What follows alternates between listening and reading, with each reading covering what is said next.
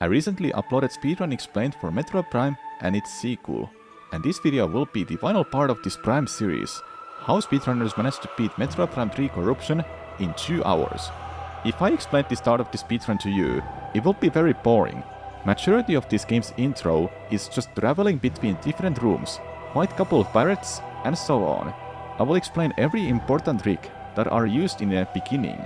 When Samus lands her ship in GFS Olympus, runners don't have to shoot at the targets to get past the barrier. Instead, they skip it by jumping across the cap from the side. In the next room, a technique called spring ball space jump is used. In Prime games, whenever Samus goes into the morph ball, the perspective changes between first and third persons. And that's what runners abuse to make SSJ to work. Springballing against a wall, then unmorphing at the right time lets them to jump in mid-air. Though they have to do it within 22 frames after jumping off from the ground, otherwise the game won't let them to jump after unmorphing. You will see this technique used a lot throughout the speedrun. Right before acquiring missiles, there's this jump that's doable because of spamming the scan. Samus's air mobility in this game is hard to control without targeting anything, but by targeting an object, Samus is more controllable in mid-air. This works with both visors, combat and scan. The fight against Berserker Lord is just shooting back electric spheres to destroy its head armor. Nothing more to it really. Moving on to Norion. After acquiring Grapple Lasso, it's possible to open paths faster by jumping and immediately throw lasso at an object. There's this tube you would normally have to go through, but going to that path means you would have to slow down because Ridley locks you in. Runners can skip this section by performing a precise bomb jump that leads to a path that's normally inaccessible before Ridley fight. And the fight against Ridley is just trying to be as accurate as possible while shooting at it. Once Generator C is put back online, runners need to head to Control Tower and stop the meteor. Couple cutscenes later, you're given the PED suit. And that's the early game of Metroid Prime 3 Corruption. In this video series, I have been doing a mix of live commentary and post commentary to explain these speedruns. How have you been liking it? Let me know in comment section what are your thoughts on this. And before we get back into the video, consider subscribing to my channel, since these videos can take a while to make. Alright, now the run properly starts after completing Norion and Olympus. In Prio, what runners must collect is just a grapple swing here right now. And right in the next room there is going to be a trick to speed up this next part. There's 2 bomb slots that needs to be bombed, so the path forward will open. But it's possible to get inside that last one. There's 2 methods to do it. This is the harder one, and the other one is getting on the platform with the SSJ. What makes this really tricky is Mikkel has to get instant unmorph at the same time when trying to get to the bomb slot. It's really difficult, but it speeds up this a lot instead of doing both bomb slots. And there you go. There's a little bit of uses of scan dashing. It's quite minimal how much it's done in this run, but it's been seen here and there. Hyper mode will be the main source of damage during this run. Power beam, plasma beam and nova beam will be rarely used for any damage. A single power hyper beam shot is equivalent of a charge beam fully charged. Power beam fully charged, my bad. Here is Grapple Lasso and everything they need right now in Prio. Because after getting this upgrade, we'll be leaving Prio. We're gonna head straight to Elusia. Now we have to just escape this place. SSJ is used again to skip this part and having to use Grapple Lasso. Swing, my bad. With well-timed SSJs, they can get all the way up on those platforms. This game also introduced a new thing for the game's mechanic, I guess, or to the system or physics, I guess. You can't do infinite bomb jumps, unlike in Metroid Prime 1 and 2. In this one, you can do only 1 bomb jump. If you have 1 bomb mid-air, that's the only bomb you can touch. If there's 2, it won't it won't count the other one that it tries to touch.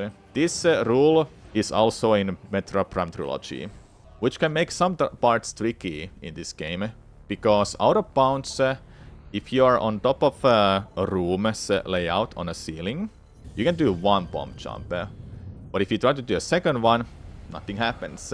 So out of bounds can be tricky and harder in some cases in this game. Now it's time to explain the hardest speedrun skip of this game, Early Elusia. This skips the rest of Prio, including these upgrades: Ice Missile, Ship Missile and Hyperball. Ship Missile is still required for one part of this run, but we'll get into that later in a video. I'll explain this skip in 4 parts. First, we have to move here so the next room is loaded in the background, then head back to the ship. You see this robot on the screen right now. That's what runners are about to use. It helps Samus to reach outside of this room. It will be annoying to try to guess when the robot is going to show up, so they shoot it down and start counting when it will be back. This is where it starts moving. Its path is the green line. It goes above the ship. When runners are ready to jump onto the robot, they perform SSJ from the ship's wing. Timing needs to be good, otherwise Samus won't have enough height to land on it. In fact, they don't land on top of the robot, they land on the box it is carrying, which means that an extra maneuver is needed. Moving left while pressing down the jump button will make Samus to jump onto the robot. Now comes the second part, which is to jump off from the robot. Runners have to get around this invisible wall. The most important part of this trick is the timing of the second jump. Once they get the timing right, Samus will get onto the other side of the map. Next is the third part of this skip, moving alongside the wall to get out of bounds. This is done by using an object in the background with the scan visor. Earlier in this video, I mentioned how Samus's air mobility isn't easy to control without targeting something. It's lucky for us we can use these objects to move alongside the wall. They need to be careful while moving, because falling down will result a void out. This is how big the TED plane is. It covers all of the room, but it won't reach here. That's where runners will be safe from the TED plane, though they cannot reach that far without an extra jump. And the only way to get a jump is to land onto the ground. It's not visible in here, so you would easily fall down. The only way for runners to know if they can get a jump is rumble. When Samus lands on the ground, the controller will vibrate. If it weren't for the rumble, I would say it's impossible to figure out if you could get a jump here. When they're past the TED plane trigger, then they're home free. And ready to perform ether jumps to climb the room.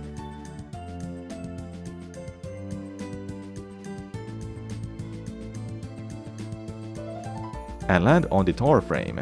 From here, runners load the statue room, but they load back into the big room, so they are able to clip into the statue room and start the final part of this skip, and that's activating the statue without the hyperball. Runners jump onto the statue hand with a morph ball and immediately unmorph to stay inside the barrier. Keep in mind this is only possible because the game now thinks we are in a big room and not in a statue room. It's not possible to shoot at these blobs while being inside the statue. Even then, the game will regenerate them back way too fast, so runners have to do something else to activate the statue. They stand on a certain spot on the statue's hand, angle the shot at the certain direction while being in hyper mode, and get ready to morph onto the hand while releasing charged hyper beam shot. This way, runners destroy the same blob twice. It does regenerate, but it cannot do it twice. That means there's actually 9 of them left. This same process is repeated until the statue unlocks the pod. And that is how runners perform Early Elusia. There's a couple of things that changes the route. We don't go back to Prio anymore except for one upgrade, and that's Screw Attack. It's not a side effect, but a good thing about this run, this skip is you get to keep the normal hyper mode all the time. You don't have to corrupted hyper mode on. Corrupted hyper mode is that after like 10 seconds, you can't deactivate hyper mode yourself. You have to actually exhaust your E-tank. But now runners don't have to be afraid of that. They can deactivate hyper mode anytime they want, but after 25 seconds you'll automatically lose your E-tank, obviously. So that has a quite big benefit for this run. And as for running through Elusia itself, we have to get Boost Ball next. While being on hyper mode, any damage you receive in this swing, you just get through them. You don't take any damage, you don't knocked off. All you have to worry about is just not run out of time. But because runners don't have corrupt mode, they're not able to tell how long they've been in a hyper mode. Because in corrupt mode, when the ventilation is going to happen, there's a sound warning coming up. I'll just show a clip of that so you know.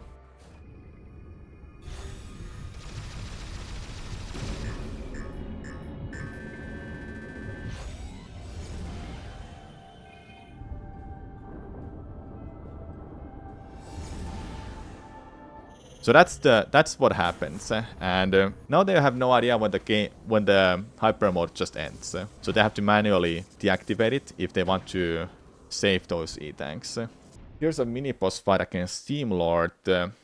What makes this fight easy and simple is that just gotta destroy all of those robots, then make Steam Lord to reactivate them. And the best way to damage Steam Lord is just 4 fully charged power beam shots. And that kills the mini boss. The tank is there, but it's not collected yet. Oh yeah, I also forgot to mention, one item we skip is ice missiles. But for some reason, this lock is just a regular missile lock. Next up is defensive drone boss fight, and after that we get the boost ball. For the fight itself, hyper mode will be abused a lot. Its antennas are destroyed with hyper mode. Then grapple lasso just shows the weak point. As much as possible, the hyper mode shots are shot at the weak point. Preferably, runners want below 50% of its HP. It might be possible to one-cycle it, but I haven't ever seen it. The fight might end here, if I recall correctly. But not every shot can be connected when fully charged hyper beam shot is used, because it goes in like a spiral. But that was a really good fight still. And they still had enough energy to use a hyper mode. Getting off from hyper mode was done just to refresh the meter. After boost ball, we're heading back and opening the path to Aurora unit. Along the way, runners want to refill their health. There's gonna be a next boss fight coming shortly after we've opened the path to Aurora unit. Good thing about these parts is how fast you can complete these with just a hyper beam. A single shot of hyper beam just kills them. It's just a one pair of robots left. And that's the fight. Now it's just a run back to core fight, which is at the start of Elusia, where it's destroying the ship, trying to destroy the ship. There's the E-tank from Steam Lord fight. Reveals our health just before core fight. We get some damage in at least with this. But it's also luck based if you can actually like hit it enough so the weak point is on all the time. Sometimes you have to do it like twice there. With a boost ball, they can stun it by just hitting it. That was a really good second phase. In my experience, it's always been like, sometimes it's a good fight, sometimes it's like, I wish it was better. But it was that's a perfect fight, I would say. Now it's just going backwards again to Aurora unit and activate its, get it back online. Now when Aurora unit is back online, we get the map that allows Samus to leave Elusia. Maybe the ship is whatever you can leave now or not. Getting the map is crucial for game's progression. Now we're in a second landing spot in this area. Instead of activating it and opening the path for the ship, what runners do is perform a trick called roll jump, and adding spring ball, they can jump far out of bounds with a lot of speed. And in out of bounds, they can rise up with ether jumping on top of the room ceiling then. This was surely a result of Boar's recent activities. Ether jumping in this game is kind of similar to Prime 2, but it's a little tricky since Samus is more floaty. But something runners can get consistent at, for sure. This out of bounds is done to get to East Elusia.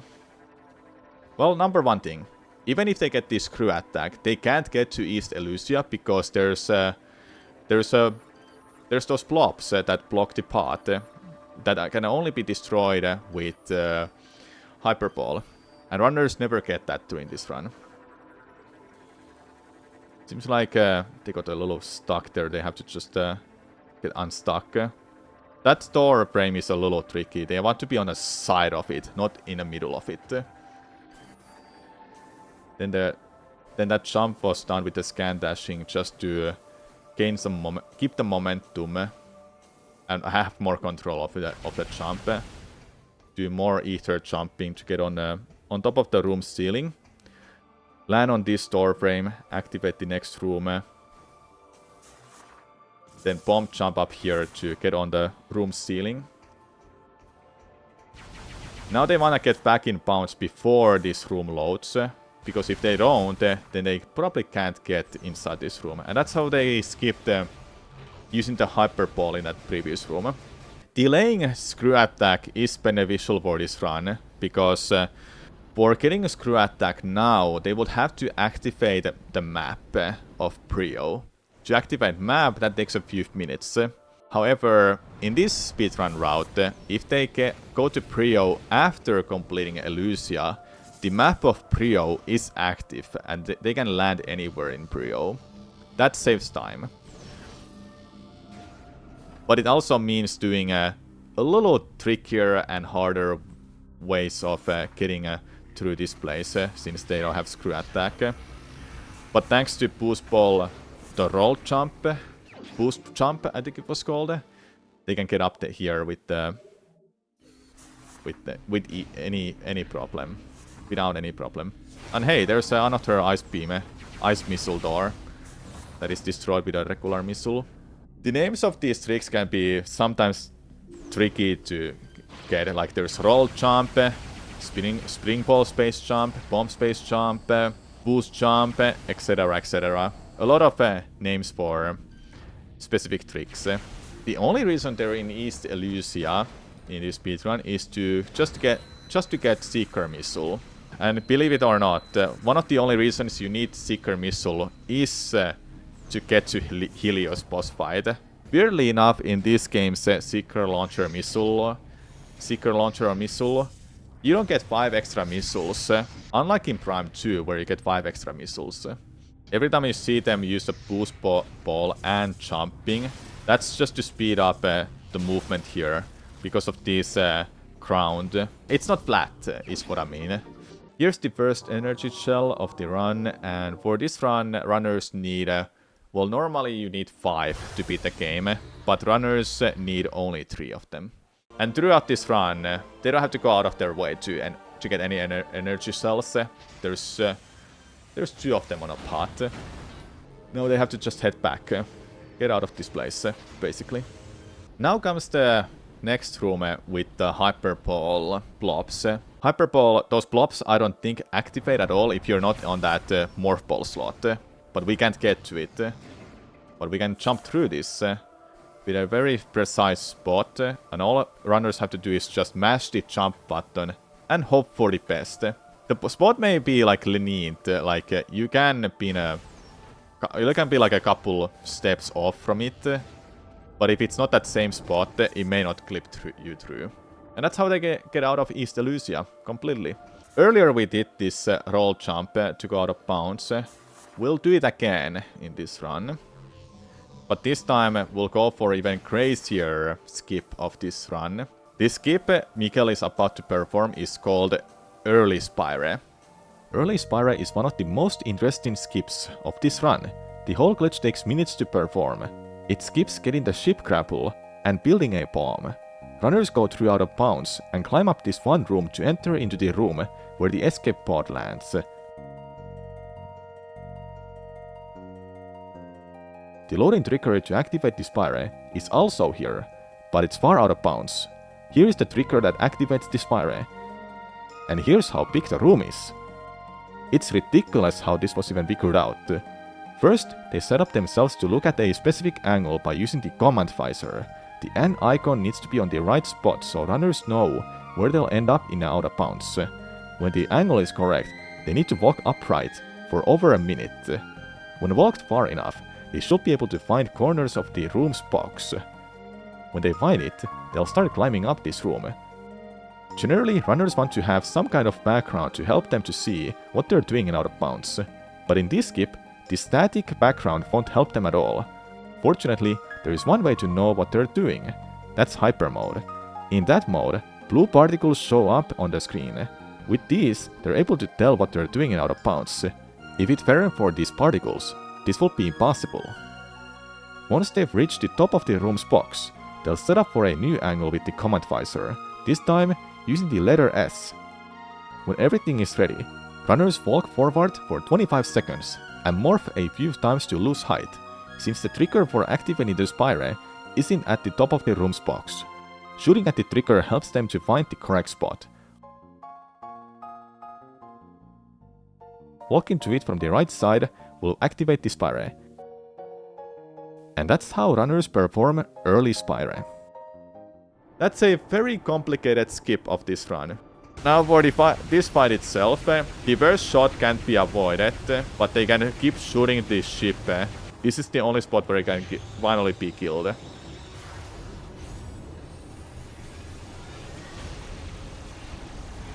There are 3 ships that needs to be destroyed, and that's enough for completing this sequence. Now they're just waiting for that one ship that is gonna try to destroy Spire. It can be seen in the background flying. There it is. When they destroy that, there's gonna be one more ship that needs to be destroyed the same way. That's the last one. Just using hyper mode, like all the previous ones, will end that fast. And there you have it. Now when Spire is completed, we're gonna head to the boss fight of this region. Helios fight itself, let's just say it's like the easiest boss fight in a whole game. Just use hyper mode to show its weak point. Shoot the weak point with hyper mode, because you have to. And rinse and repeat. That's the fight.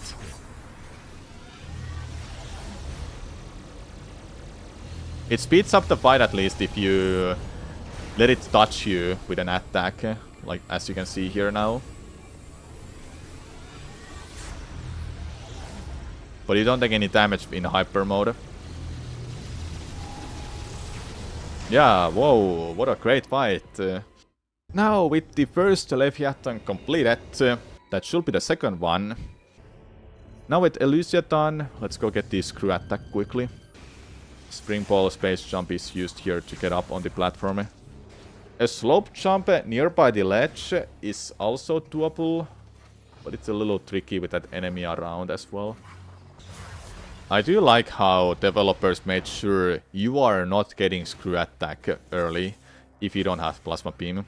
Not only they blocked the path, but they also made a door to be plasma beam door. In Ice Prio, there's not a whole lot else to do but just get the screw attack, except for one upgrade. Runners don't have ship missiles right now, that's skipped. But if they get an expansion that gives a missile, then it still lets you use missiles. In this room, just high up, there is an expansion. Runners get that. There's other ones too in a pot that could be picked too, but they only need one.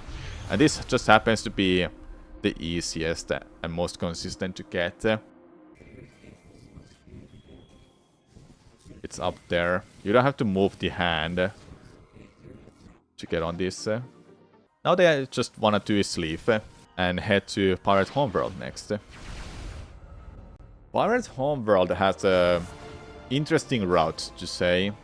Normally, you're supposed to get the X-ray visor before heading to the other side of Pirate Homeworld, but it's possible to reach that area much earlier by performing lift hop gate skip. This leads to the train, which can travel between regions in this planet. Bomb space jump is required for this skip, and it needs to be well timed, because runners need a correct height, so they can fit through the gate at the top. Here are pictures to show how it looks like, and how much room there is to fit through.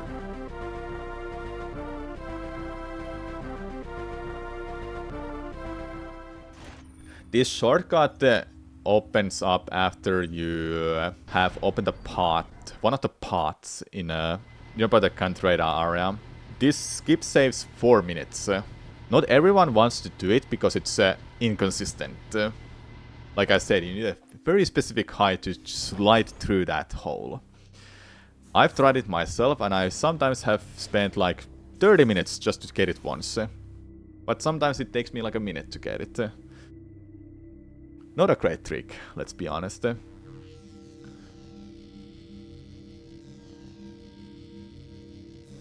Just waiting for that. The next room has this rock that can only be destroyed with the hyper missile. Luckily for them, there is a spot where they can shoot from the backside that destroys both of them. Before the Cantreda boss fight starts, I'll explain how the fight goes. They use screw attack. Screw attack damage should be consistent for both games, Echoes and Corruption. I think it was 36 damage per frame. When it damages every frame, if you touch Cantreda here, you'll deal so much damage that you start the second phase. And even the third phase too, when you touch it here. I think it was good. Yeah, that's good. That's how fast the fight goes when you use this screw attack.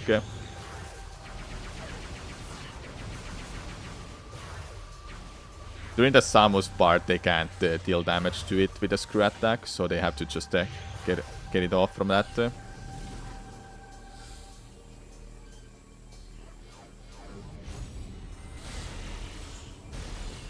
The rest of the fight might be better to use with a hyper mode. Since she jumps so much, she's unpredictable and hard to hit. Because if you hit her with a screw attack, you'll just bonk to it and you don't deal any damage during that. After that fight, we're heading back where we were earlier.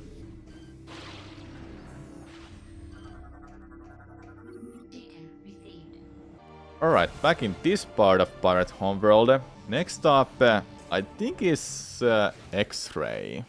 There will be a path to X-Ray that they can go through, but since they have grapple voltage, they can open that path that leads to the end of this region. Without Hazard Shield, it would be impossible to do this, but for some reason there's this tiny spot where they can stand and use grapple voltage. If they're in a rain, in acid rain, and take damage at the same time, they can't use the grapple at all. This part, runners want to hold back after while the cutscene is playing, otherwise the rain is just gonna kill them instantly.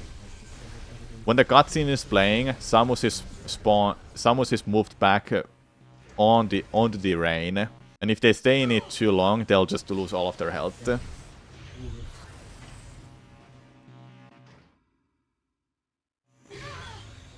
If you noticed at all, they had 3 E-tanks earlier, but after that last cutscene, they had 1 E-tank left.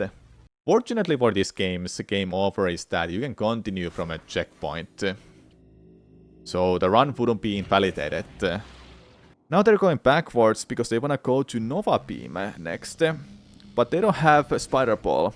That's skipped completely.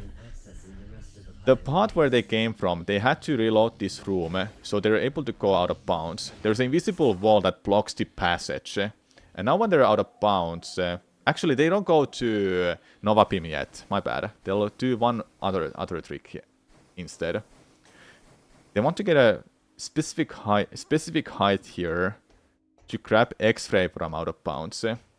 Then find the right spot, which they use with the command visor. And when this room loads,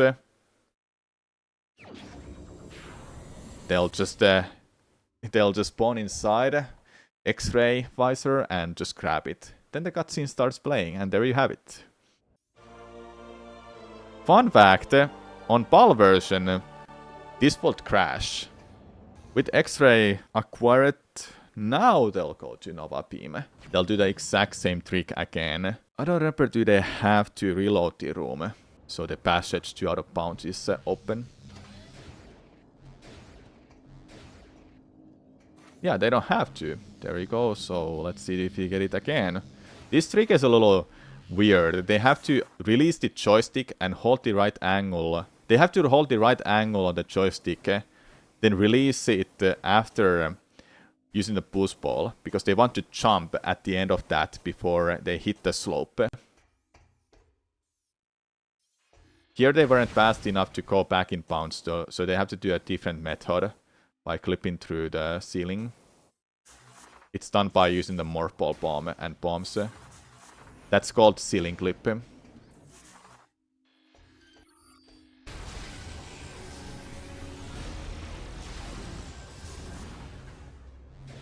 Now they killed those enemies, and next up they wanna destroy the right side. Well, not destroy, they wanna just open the right side part.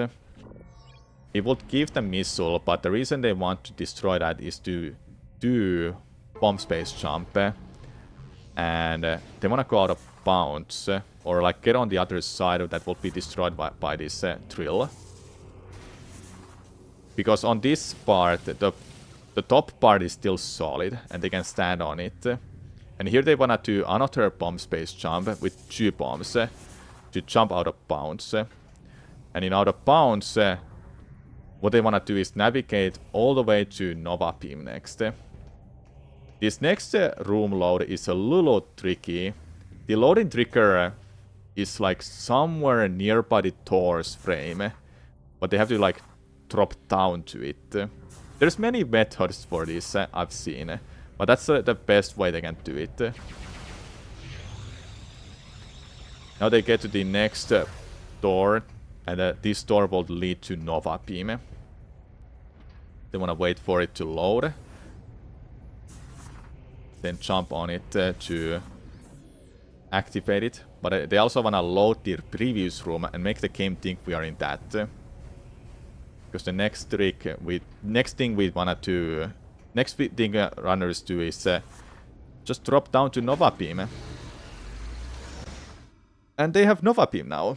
The game auto-saved here now, and the only way they can get out is by dying.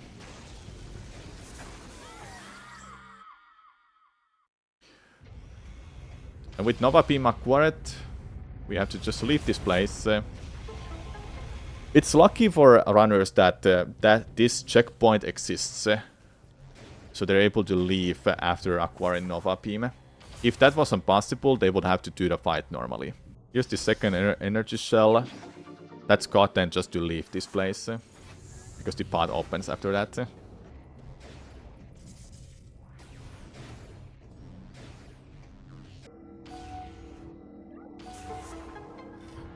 Oh yeah, before we do the next skip, runners have to craft the map. It may seem pointless, but there's a reason for it. They cannot get to Leviathan Seed without the map. Okay, next up is Demolition Skip.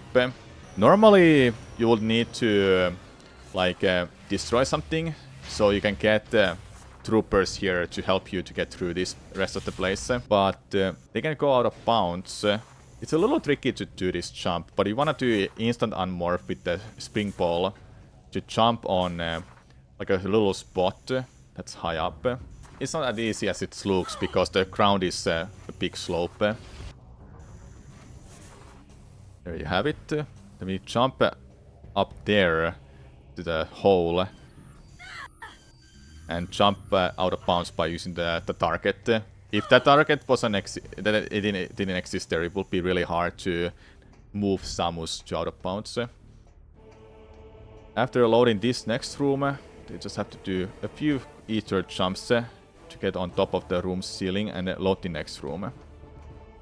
And that's done by just waiting. They have to jump to the side of those door frames. That's how they can load these areas, rooms. It's really weird because in Elysia you have to jump on the door frames, but here jumping on door frames may not be possible. The next room will load on the side. They know the next room is loaded when they see the cursor like expanding, if that makes sense. Normally the cursor is like a thin arrows, but by looking at its arrows being a little thick, then they know that the room is loaded, because the cursor focuses on if the cursor looks like that, then nothing is on the side, nothing is nearby. But if something is nearby, then the cursor's it's more thick. And by navigating through this, they'll make it to the end. There's couple more transitions left. They have to make sure the previous room unloads, otherwise this next room can't load. And there you have it.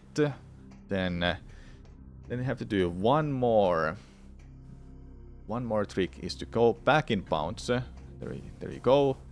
Then they wanna load the fight by entering the trigger. That's how they can start the fight faster.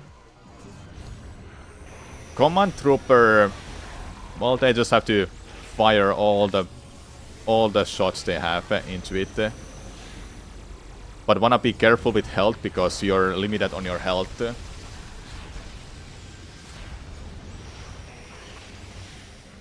All the enemies must be killed, not just the trooper. The weak point of these space pirates can be shot if you can target the enemy, or just randomly shot at its weak point. For some reason, X-Ray can't target them when they're invisible. It's kinda strange. One of the harder fights, in fact, in a game if you're on hyper mode.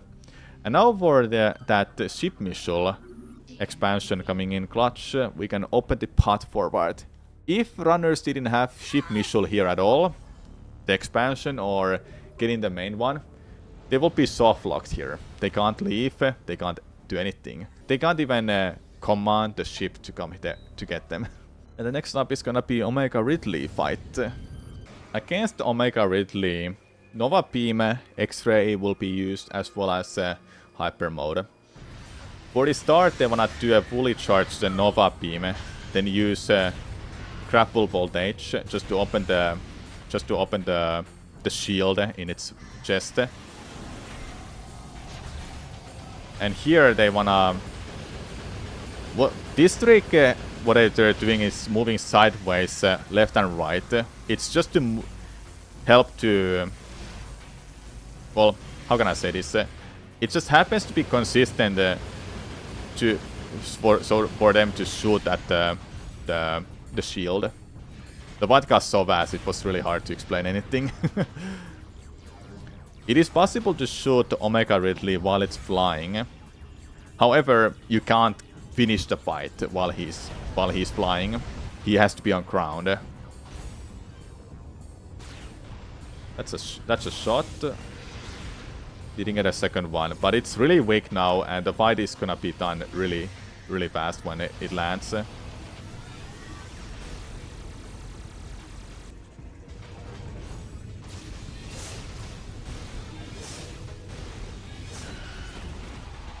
And there you have it. That's Omega Ridley fight. With Omega Ridley killed, we're heading to Valhalla. There's this one energy cell that's free to collect. And like I said earlier in the run, you only need 3 energy cells to beat the game. One is used here, the second one is used to activate the elevator, and the third one is activating in the last door that leads to pirate code.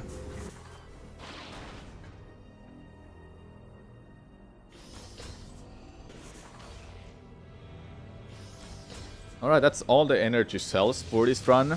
Couple rooms away, there will be 2 more slots to activate the bridge, and you can move forward. But it is possible to skip them by using the screw attack. For skipping these energy cells and using the screw attack, they wanna just jump up there, bonk to the wall, and make the game think that we fell down from there. For some reason, there's a respawn point after avoiding out. Now runners want to head back to Pirate Homeworld, make their way to Leviathan, then put the code there.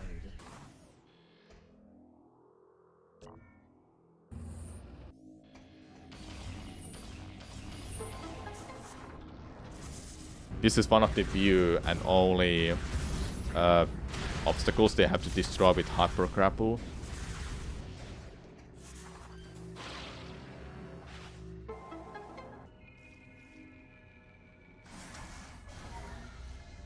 Alright, we're about to reach the end game. Phase is next. There is an out of bounds that runners must do because they've skipped the Hyperball. There are 2 rooms in Phase that are impossible to get through without Hyperball. And it so happens that out of bounds is even faster, even if you go through Phase normally. This is the room where they'll get out of bounds. Ooh, that was really nice jump. They have to kill these enemies out of the way before they deal damage. And they're on the way as well. On this spot, they wanna use boost jump to jump out of bounds. It's a little tricky because they have to get the jump almost immediately when they perform the spring ball. What makes this also tricky is they have to use X-ray to see if they can gain height. They can't go into hyper mode because they're in a permanent hyper mode right now. But that's just done so they can get on top of the room's ceiling. And they can then get on the door frame. On the door frame, all they have to do is just jump, so they transition to the next room. For the next one, this is the room where they can't go through without Hyperball. There they did wait just for a while, so the room loads. This room they can get through without Hyperball, but the next one is also impossible without Hyperball.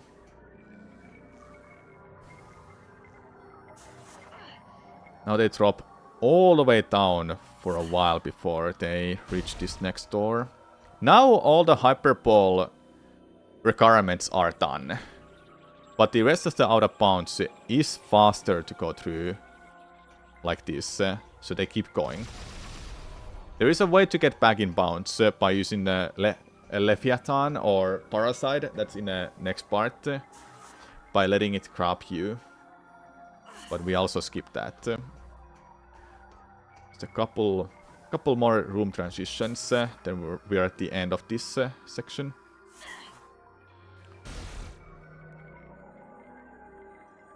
This next part is could be a run killer if they're not careful with using the target here. Because if they don't get inside this part that drops down, they can't enter the final fight. And if they go past that, there's soft lock there, and they have to just wait until they die, because the time just runs out eventually for you. Alright, we're in a Dark Samus fight, by the way, and it's a pretty fast fight on this mode. Just gotta keep shooting it with regular shots and fit in a couple of hyper missiles here and there. There's no reason to get rid of X-ray at all. You want to be able to see where the real Dark Samus is. That's the first phase of this fight. The second phase is Aurora unit.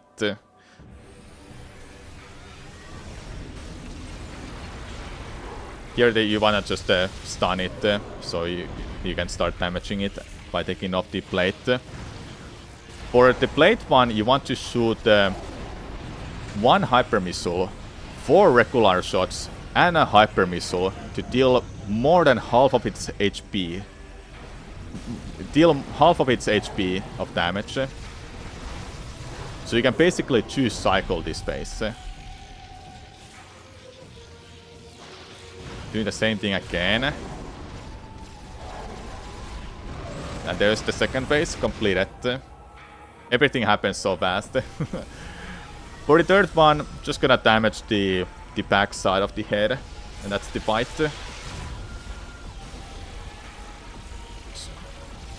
Shooting those missiles deals really good burst damage at the end of the fight of this. And that's the run. The final time being around 2 hours, 30 minutes and 19 seconds. That's how speedrunners beat Metroid Prime 3 in about 2 hours. And as for the in-game time, 1 hour 41 minutes. Big shoutouts to Mr. Miguel for helping me to understand this game's speedrun and providing pictures and videos. Link to their channel is in description. I hope you enjoyed this video. Thank you for watching.